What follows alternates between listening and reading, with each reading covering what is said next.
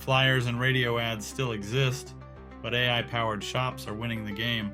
Traditional marketing sends one message to everyone and hopes it works. AI marketing is smarter. It targets customers who are already ready to book. AI analyzes customer behavior, service history, and search intent to deliver personalized messages. Instead of generic ads, customers receive reminders and offers based on what they actually need. AI also improves results in real time. If a campaign isn't working, it adjusts messaging, timing, or platform automatically, something traditional marketing can't do. This means less wasted money and higher return on investment.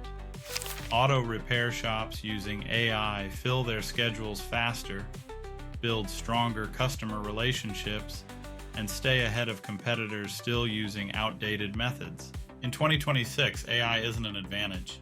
It's the standard for shops that want to grow.